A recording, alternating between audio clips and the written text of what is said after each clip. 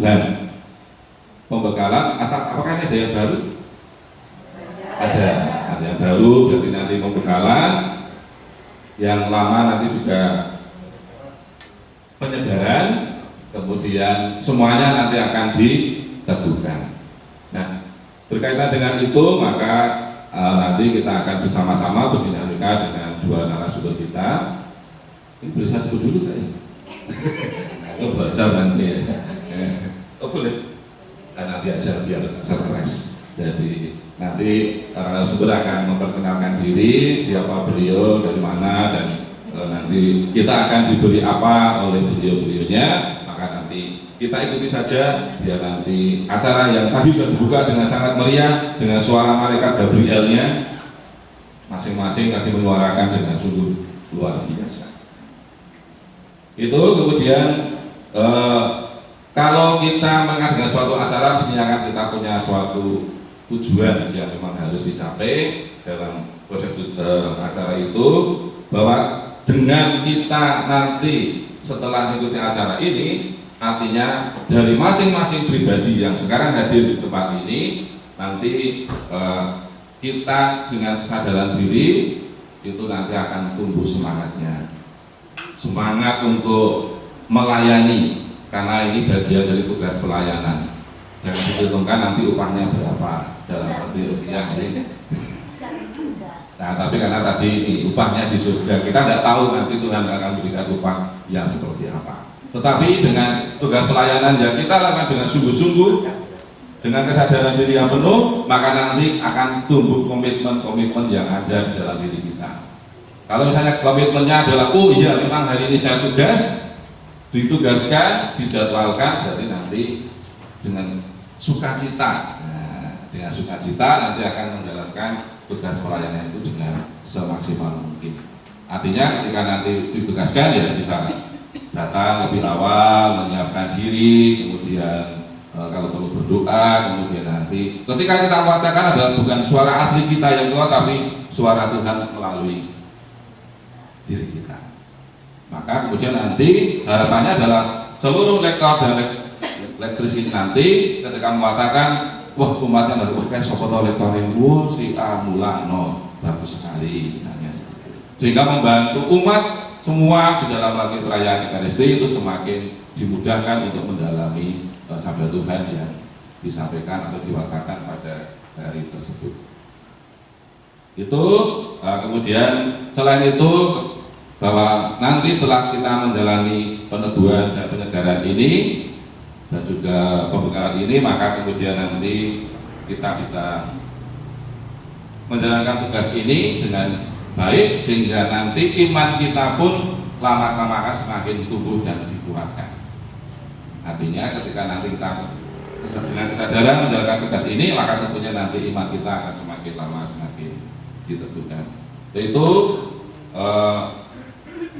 maka selamat mengikuti kegiatan pembekalan dan peneguhan ini dari awal, pertengahan hingga akhir nanti, sehingga kita yang berani meluangkan waktu, bukan karena ini kelebihan waktu ya, tapi sungguh berani untuk meluangkan waktu ini tidak sia-sia di dalam kita meluangkan waktu dengan sebaik-baiknya ini, sehingga tugas penutusan kita sebagai lektor dan ini bisa bermanfaat banyak untuk umat dan orang lain.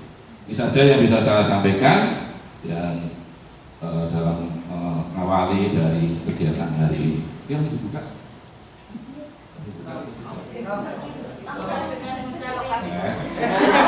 Nanti jangan keliru, jadi kan masih dulu dengan Pak. Baik, dengan mengucap syukur pada Tuhan dan kita mohon kemurahan dan berkat dari Tuhan, maka kegiatan pembekalan dan peneguhan rektor dari Paroki Santa Maria Asukan Gamping, namanya rektor Malaikat Gabriel, secara resmi dinyatakan dibuka. Terima kasih, selamat pagi, berkah dalam, selamat berdinamika. Ini semoga semakin mengenal ya jati diri kita. Ketika kita menjadi anggota dalam naungan malaikat Gabriel ini, apa yang menjadi tugas dan tanggung jawab kita. Artinya ketika kita masuk menjadi anggota komunitas, pasti ada tugas dan tanggung jawab yang harus kita setiai. Nah, apakah kita sudah sampai di sana? Pasti sudah. Karena apa? Komitmen datang ke tempat ini. Kita berikan tepuk tangan untuk semua yang meluangkan waktu di hari Minggu, ya kan? Mungkin biasanya ada yang jalan-jalan, ya toh? Mungkin biasanya ada aktivitas lain, tetapi meluangkan waktu hari ini. Apa yang mau saya sampaikan? Mungkin sesuatu yang sudah pernah tahu. Kayaknya kok agak beda ya. Bisa jadi. Karena di tiap komunitas apa yang berproses di sana mungkin ada yang tidak sama persis, tetapi ada juga yang bisa sama. Maka mari kita kosongkan gelas-gelas yang ada di kita, begitu ya. Kita coba untuk melihat apakah ada hal baru yang mungkin bisa menjadi inspirasi. Nah, nanti dalam tanya jawab bisa gantian. Oh, di tempat kami ini kan banyak pelatih katanya di sini ya. Oh, di tempat kami menggunakan pendamping, mohon maaf, pendamping. Istilahnya mungkin berbeda ya. Pendamping gitu. Tapi pendamping ini juga memberikan pengetahuan gitu ya, atau memberikan ilmu begitu ya kepada yang didampingi. Jadi mungkin ada hal-hal yang justru kami dari Baciro belajar. Bisa juga. Jadi dari pertemuan ini bukan hanya mungkin kami menginformasikan sesuatu, tetapi juga nanti ada hal yang bisa menjadi inspirasi dan bisa saya bawa pulang gitu ya ke Baciro. Ini tadi sudah. Nah, mau mulai dari sini dulu. Mengapa menjadi lektor? Ini kalau saya biasanya membawa acara itu sambil berdiri gitu jalan-jalan. Ini karena pakai kain, enggak karena pakai kain saya agak susah. Mungkin ada mic-nya ada belum? Dua kan? Kalau misalnya nanti ada yang mau bicara, mungkin vokalnya tidak terlalu kuat, boleh pakai mic. Tetapi kalau misalnya sudah kuat, nggak pakai mic nggak apa-apa. Saya ingin tahu saja karena ini merupakan motivasi awal ya. Mengapa kita mau menjadi lektor? Mungkin 3 saja. Ada nggak yang mau sharing gitu dalam satu kalimat saja? Mengapa saya mau menjadi lektor?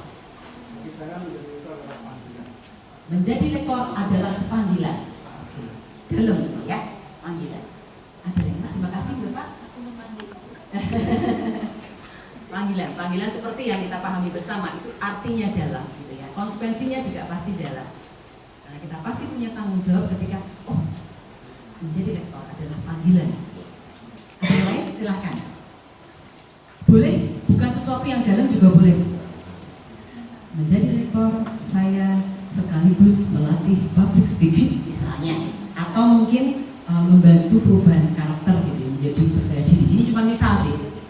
Ya, menjadi lebih pede bisa juga. Motivasi dulu. Saya Bu. Iya. Ya, motivasi saya menjadi lektor. Yang pertama memang ada keinginan untuk menambah pelayanan, karena selama ini kan saya pelayanannya di kur terus. Nah, ada hal yang baru ini, saya ingin di lektor. Yeah.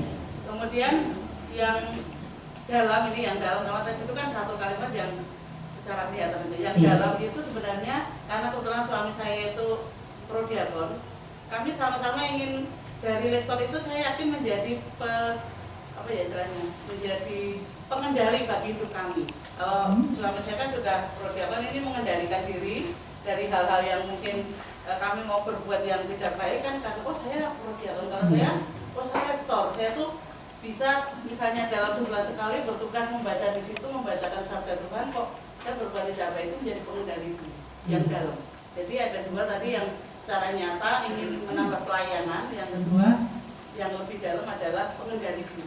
Ya, baik, ini kalimat yang menarik, menjadi pengendali diri, gitu ya. Karena ketika kita melabeli diri dengan tugas tertentu, pasti orang lain juga punya tuntutan gitu ya.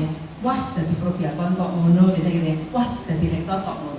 Tetapi tentu saja bukan semata-mata itu ya, untuk misalnya mendapatkan pujian atau apa begitu, tetapi lebih karena memang pelayanan itu harus seperti itu begitu ya. Hal-hal positif yang memang bisa kita hadirkan karena justru kita mendapatkan tugas itu. Ayo yang lain, ini sudah dari kubu di sebelah sini. Yang di sini boleh, di sini juga boleh. Mengapa menjadi lektor? Apakah karena dipaksa? Ada yang maksa nggak? Di sini ada yang terpaksa nggak? Wah, sama ibu disuruh. Saya kok orang aktif kan gitu, kan dari apa, dari lektor, kok prodiakon gitu. Enggak ya? Ada Ada nggak yang karena diminta awalnya, gitu? Kan kadang-kadang gitu ya, awalnya saja, tapi begitu ikut, wah happy, senang gitu ya, kemudian sudah menjadi bagian dari kebutuhan sendiri. Nggak pakai pegang-pegang namanya. Kalau punya pendapat sendiri boleh loh langsung. Kok kelihatan ya? Ada tambahan satu aja. Ini perwakilan dari malaikat Gabriel loh.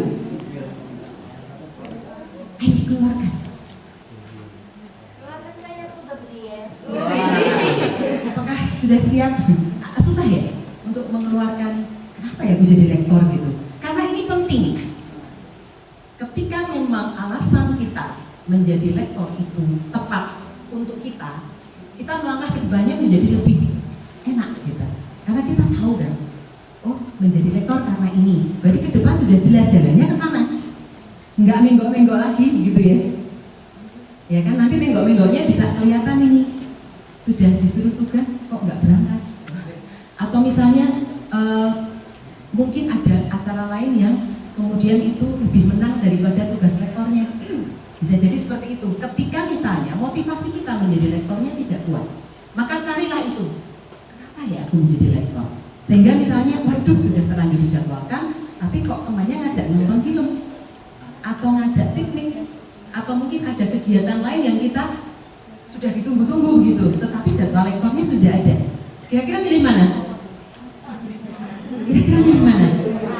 Milih tukeran. Kreatif ya. Kalau ada yang ditukeri ya nggak apa-apa. Itu fungsinya jadwal dimunculkan supaya memang kalau ada tanggal-tanggal yang kita tidak bisa tukeran. Tetapi jangan tukeran terus ya. Nanti kasihan yang ditukeri gitu. Gitu. Jadi ketika motivasinya jelas, kita mengikuti acara ini, kemudian menjalankan tugas pun perasaannya jadi happy. Tadi saya melihat ketika ada 2 lagu tadi ya, terus ada juga gerakan-gerakan yang dilakukan, saya langsung merasakan vibe gitu ya. Dari antara yang ada di sini di Malaikat Gabriel ini happy gitu. Mengikuti acara ini tuh penuh dengan kegembiraan. Harapannya sampai selesai begitu ya?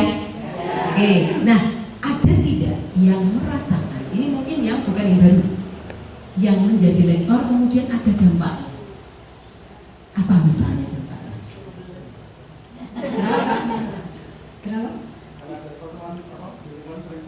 Oh, dampaknya jadi sering tugas. Kalau lingkungan suka dadaan ya Pak? Iya kan? Kita begitu datang, nanti baca ya. Kayaknya itu terjadi di mana-mana. Tapi karena sudah selalu siap, pasti nggak pernah nolak ya Pak ya? Oh, kalau udah terlanjur datang itu loh. Saya pernah loh, masa acaranya itu Midodareni ya. Lalu ada ibadatnya, ada kan lektor. Ya maunya kalau acaranya formal, kita datang itu kan tamu ya. Begitu datang, nanti baca ya Mbak. Lah, bacaannya ngasihnya spontan, langsung maju.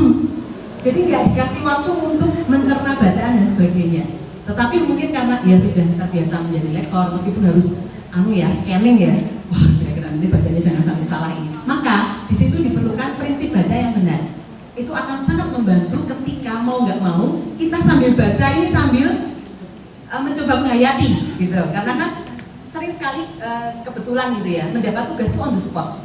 Jadi tahu-tahu tuh mic itu diberikan loh apa ini baca ya, lah kok nggak dari tadi, kok nggak pas datang gitu sehingga punya waktu. Ya tetapi kan yang punya hajatan atau mungkin yang menyelenggarakan itu kadang-kadang wis biasa loh, mesti iso. Padahal nggak mesti. Kadang-kadang kita juga moodnya beda-beda ya gitu. Tetapi kalau kita sudah tahu tekniknya, paling tidak membaca seperti ini ya sudah ditandangi wae gitu ya. Karena orang taunya lektori mesti iso maca gitu ya, membaca dengan benar. Dampaknya tadi macam-macam ya, jadi sering ditugasi. Ada lagi nggak dampaknya? Secara personal, karakter dan sebagainya.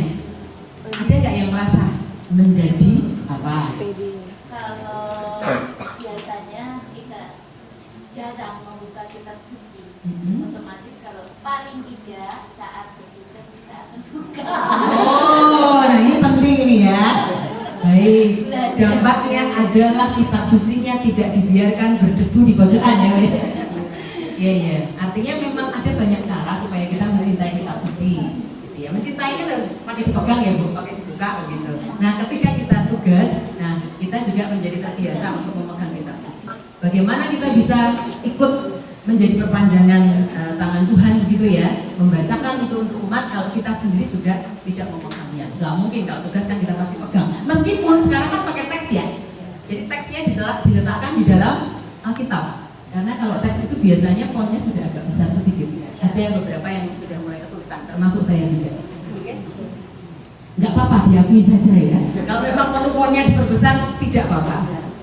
Nah, ini lektor. Kami bertugas bersama pemazmur.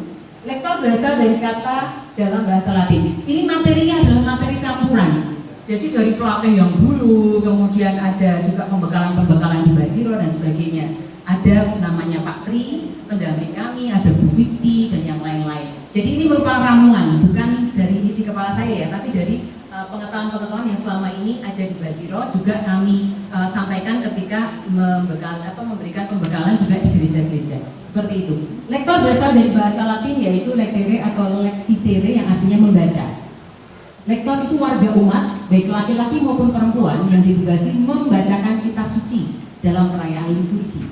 Lektor adalah wakil dari seluruh umat untuk membaca kitab suci supaya dapat didengarkan oleh seluruh umat. Tugas utama yang harus dilaksanakan lektor adalah membacakan dan bukan hanya sekadar membaca. Bisa tahu bedanya ya?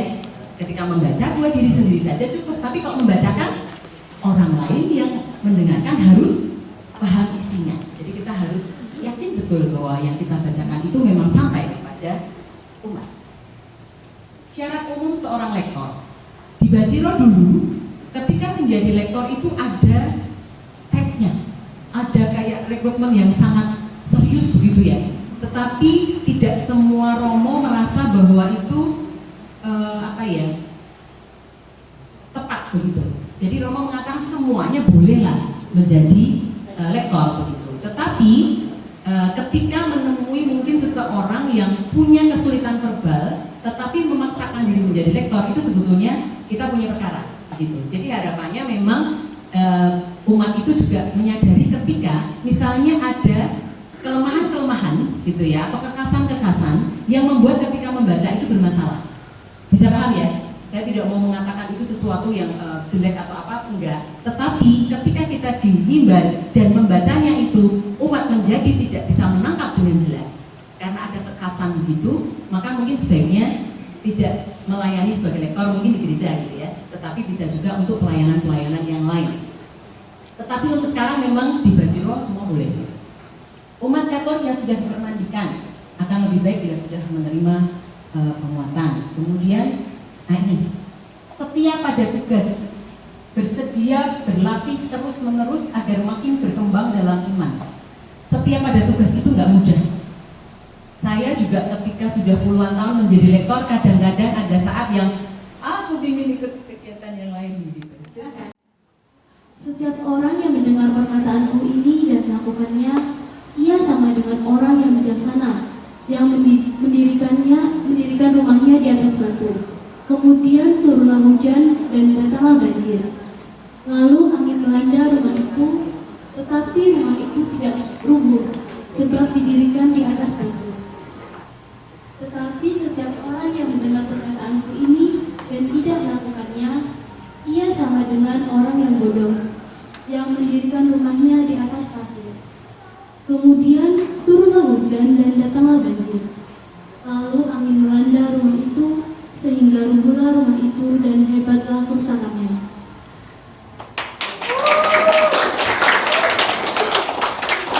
Sudah lebih lancar membacanya karena kelihatan jelas teksnya. Ya kan? Kamu lebih jelas kan membacanya. Yang kedua, kamu sendiri merasa lebih jelas toh? Ya. Sekarang coba pilihlah teman gitu, bukan yang biasa mendampingi ya, gitu. Yang bukan pendamping untuk memberikan masukan. Oh, kok ada yang lektor? Yang lektor dong. Yang lektor dong. Silakan.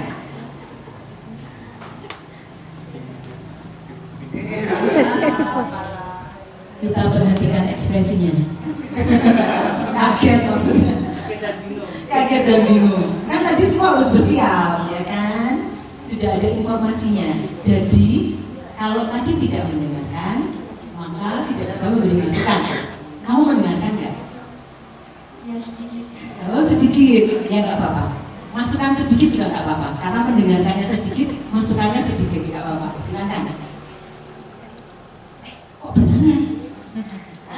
Ini apa ya? Powernya kurang. Terus nadanya juga. Ya. Powernya kurang, nadanya kurang. Mungkin bisa lebih diperjelas. Gak apa-apa, gak apa-apa. Ini dilatih untuk memberi masukan sebagai umat juga boleh. Jadi pakai kata apapun boleh. Seperti yang kamu pahami, seperti yang kamu pahami. Ya mungkin nadanya masih kayak Belum ada dinamika. Powernya kurang. Powernya juga. Oke, dua. Ada lagi. Mungkin terlalu Temponya terlalu cepat. mungkin itu saja. Mungkin itu saja. Oke, apakah ada yang lain yang berbeda? Karena bisa jadi beda loh. Kok menurut saya kecepatan sudah tepat. Siapa tahu? Ada yang lain? Boleh.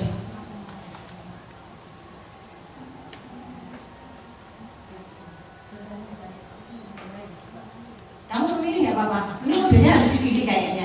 Jadi bukannya tidak bisa, tapi kadang-kadang orang itu merasa, ah kalau mengajukan diri kayak gimana gitu. Padahal nggak apa-apa.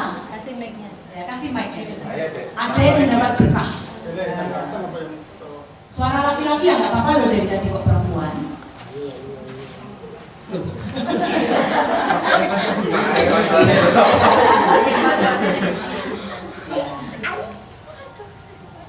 Ini dengan hati gembira ya, diberi masukan ya, jangan tersinggung. Silakan, nggak apa-apa. Kamu takut? Enggak. Kamu jangan memberi ideal ya. Kok kayak takut? Nggak apa-apa, silakan. Katakan saja apa yang terlintas ketika tadi mendengarkan temanmu membaca. Sepertinya belum memahami isi bacaannya, jadi kurang bisa membawakan, merasakan, memberikan apa ya, kurang perasaan gitu. Nanti kalau terlalu asal baper ya. Kurang penghayatan mungkin karena belum memahami isi bacaan, karena juga baru melihat bacaan ini ya. Ada lagi positif loh ini nuansanya. Sudah, itu saja. Baik. Tolong keluarkan.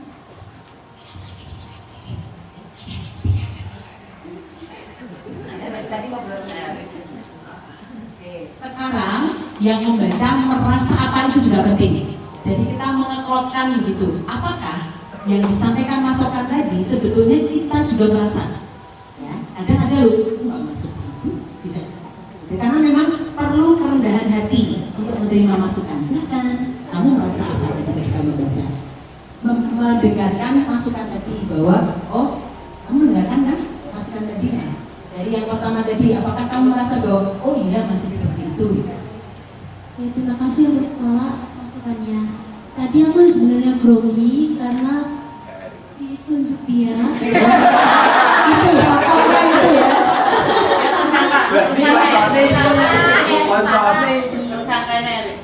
Dan aku juga sebenarnya kan aku juga les di public speaking.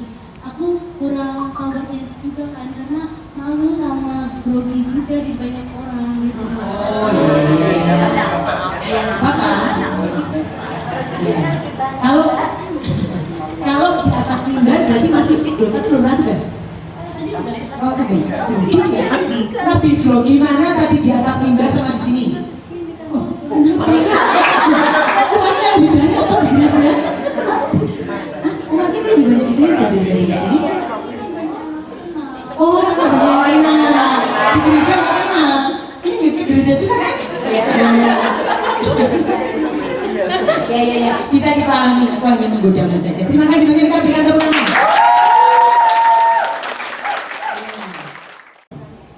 Sebab engkaulah yang kulihat benar di hadapanku di antara orang zaman ini. Dari segala binatang yang tidak haram, haruslah kau ambil 7 pasang, jantan dan betinanya. Tetapi dari binatang yang haram, jantan dan betinanya. Juga dari burung-burung di udara 7 pasang jantan dan betina, supaya terpelihara hidup keturunannya di seluruh bumi. Sebab 7 hari lagi aku akan menurunkan hujan ke atas bumi, 40 hari 40 malam lamanya. Dan aku akan menghapuskan dari muka bumi segala yang ada yang kujadikan itu. Lalu Nuh melakukan segala yang diperintahkan Tuhan kepadanya.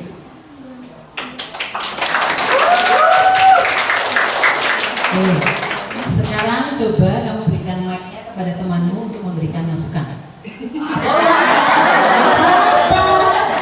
Dia pokoknya juga cari aman kayaknya. Kan sebelahku. Oh iya. Yes. Nah ini memberi masukannya jujur, jangan karena nggak enak gitu ya. Terus bilang kamu sudah bagus gitu, jangan ya. Pakai dipegang.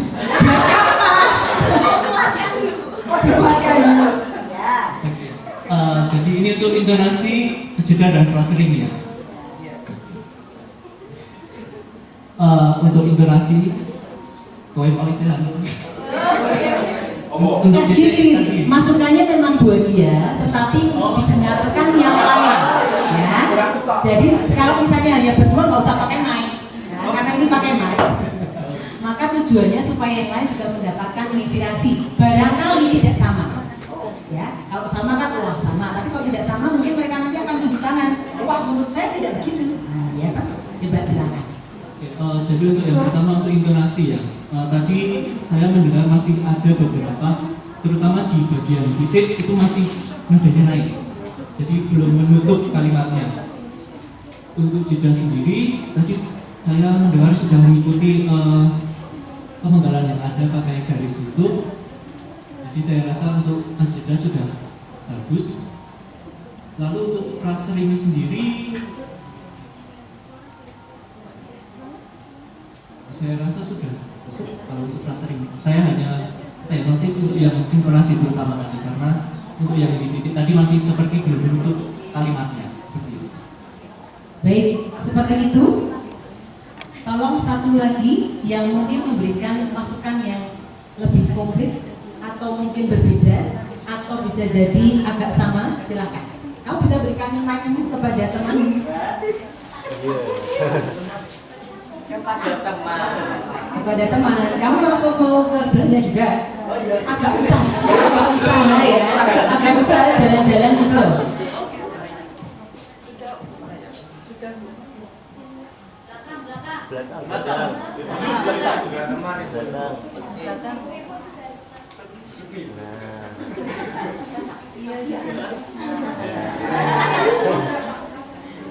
Mari kita dengarkan masukannya. Kalau tadi sudah bagus sih, tapi mungkin akan ada kalimat yang pengulangan tuh. Nah itu nadanya sama. Ya, nadanya sama. Ya, nadanya ada yang sama gitu. Terus ya sama kayak intonasi, pas intonasinya pas penutup juga kadang nggak apa tadi turun gitu tadi. Ya turun. Kayak kalimat belum selesai. Iya. Ya. Jadi masukannya sama ya. Ada yang sama. Ada yang Oke, baik. Sekarang serahkan mic-nya kepada yang membaca. Apakah dia juga masih merasakan hal yang sama? Atau sebelumnya? Oh betul. Betul apa? Jadi saya merasa tadi untuk beberapa kata dan beberapa pengulangan kata yang sama itu saya membacanya masih sama. Karena saya bingung gimana cara bedanya. Coba yang mana? Seperti misalnya 40 hari 40 malam lamanya, lalu yang 1 pasang jantan dan betina, terus 7 pasang jantan dan betina, terus 7 pasang jantan dan betina juga membingungkan. Membingungkannya Karena nanti kalau misalnya nadanya sama terus tidak. nah, kenapa tidak dibuat berbeda? Nah itu dia.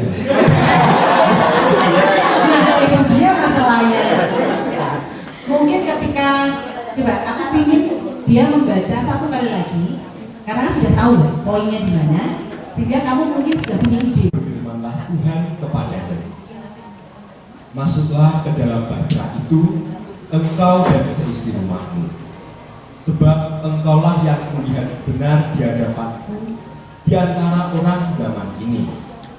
Dari segala binatang yang tidak haram, haruslah kau ambil 7 pasang, jantan dan betinanya. Tetapi dari binatang yang haram, 1 pasang, jantan dan betinanya. Juga dari burung-burung di udara, 7 pasang, jantan dan betina, supaya terpelihara hidup keturunannya di seluruh bumi. Sebab 7 hari lagi aku akan menurunkan hujan ke atas bumi 40 hari 40 malam lamanya, dan aku akan menghapuskan dari muka bumi segala yang ada yang kujadikan itu. Lalu Nuh melakukan segala yang diberitakan Tuhan kepadanya. Apakah teman-teman, Bapak Ibu dan rekan-rekan merasakan perbedaannya membaca pertama dan kedua? Berbeda ya, berusaha berbeda. Tetapi ada yang sama.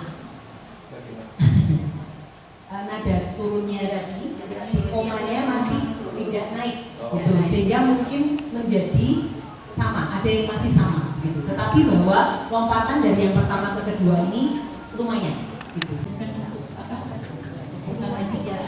Bagaimana kita mutus dalam satu kalimat supaya arti bacaan dalam satu kalimat itu tidak berubah. Mungkin sedikit seperti itu. Terima kasih. Baik, ya. Seperti saat saya tadi bertanya, Bapak Ibu, teman-teman sekalian juga langsung waduh, bukan saya. Itu jadi ada paradoks ya yang biasanya mengenal kalau orang Kristen itu kan ke gereja kebaktian bawanya kitab suci. Kalau orang Katolik bawanya apa?